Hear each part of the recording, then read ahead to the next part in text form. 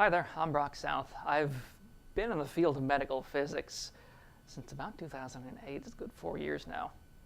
And I've been a physicist, considered myself one pretty much ever since I was in high school and learned what physics was.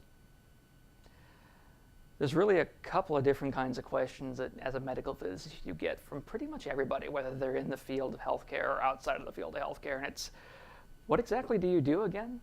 And how did you get into that? A lot of people sit and they say, well, I got into it because I knew somebody in the field or whatever reasons they have. I got into it, and I think I have a pretty decent little story about this, if I do say so myself. When I was a little physicist, when I was a junior in college, right about the time when a physicist says to himself, okay, what am I going to do for the rest of my career? I didn't really know. I had whole fields of research open in front of me. I still didn't know what I wanted to do. I had a concentration. I still didn't know what I wanted to do. And then I was reading an article about a device called the Therac 25, which was a radiation therapy device. It was a linear accelerator that killed several people. And I was reading the article about the disaster, about the response of the industry to it, about the response of healthcare to it. And I was reading specifically about the hospital physicist. That was the person who was investigating the problem, what had happened, what the consequences for the people involved was going to be. Keep in mind, at this time, I knew nothing about medical physics. I didn't know anything about dose. I didn't know anything about, in fact, my exposure to radiation science in general was pretty limited to what I'd seen in my junior course on nuclear science. And that was pretty limited. And I'm reading this article and I come across these words, hospital physicist, and I say to myself, I wonder what that is.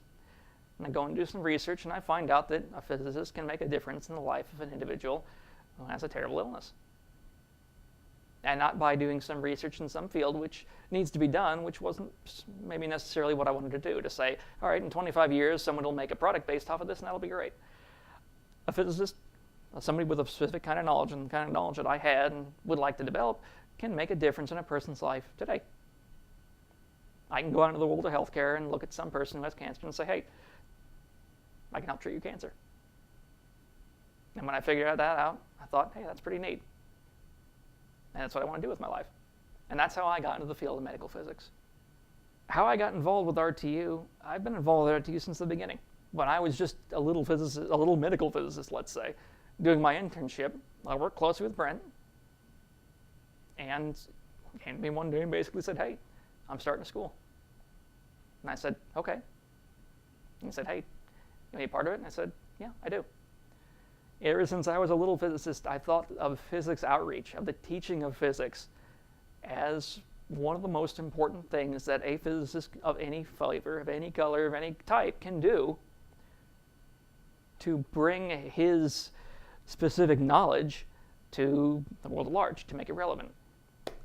Because what good is all the physics in the world if the average person doesn't know anything about it, I think.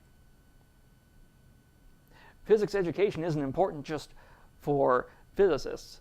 Physicists have a duty as a member of a greater community to bring that knowledge to people, whether it's people who want to get into this field, or whether it's people who just want to know a little bit more about physics, or whether it's to people who don't know physicists, they don't know physicists from physicians from a hole in the ground. And I'm not being facetious. I think that every person could benefit from at least a cursory knowledge of physics. It doesn't matter if they're a radiation therapy patient. It doesn't matter if they have a cousin who's a physicist. It doesn't matter if they've never heard the word physics in their life. I think it's one of those things that every person, knowing just a little bit more about, it can't possibly hurt them. And so I've always been committed to physics education for physicists, for non-physicists, for people in the field of medical physics, for people in the healthcare field, for people outside of the field, and for just everyday people. For the teaching of physics, for the teaching of how a physicist thinks about a problem, the teaching of specific principles of physics, really the teaching of what I do as a physicist, as a medical physicist, as a scientist, as a member of my community, of teaching what I do to people, not only so they understand better what I do and the contribution that I have to their care, the contribution I have to the greater field of physics, the contributions that I make to healthcare, the contributions that I make to the collective human knowledge, if I can use a term that sounds as silly as that one. But really, I think it's important for people not only to understand what I do, but to understand how it impacts their life, directly, indirectly, to understand what's going on in the world around them a little bit better. And the teaching of physics and the learning of physics, I think, is one of the greatest ways a person can really begin to appreciate what's going on around them. Not for any specific reason, not for any high-minded goals, but just because it makes them a better person. They can talk to their kids about why the sky is blue. They can talk to their cousin getting radiation therapy about what's going on in their body, and their cousin will understand it a little bit better, maybe be a little less afraid of what's happening. Radiation is a big, scary word for pretty much everybody.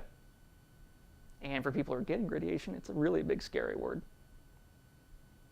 And if everybody learned and knew a little bit more about what was going on in their body when it was happening, in their cousin's body when they're getting the radiation therapy, in their mother's body when she's getting the radiation therapy, I think that just makes everyone a little bit better able to understand themselves, their relationship with that person, the relationship with that person's doctor, the person coordinating their care, and really more about what's going to happen to that person that's important in their life, and what's going to happen to them, selfishly, as that person undergoes their care.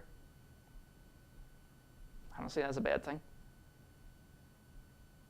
I don't think there's any reason why any individual person can't learn a little bit more about what's happening to them, their loved ones, or people they don't think about.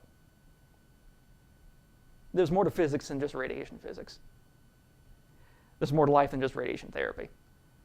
And I think that even somebody as specifically trained as a medical physicist can make a difference in the lives of the community at large by just teaching what they know, by just getting their ideas and their word out there so that everybody, so that people inside the field, outside the field, are a little more knowledgeable.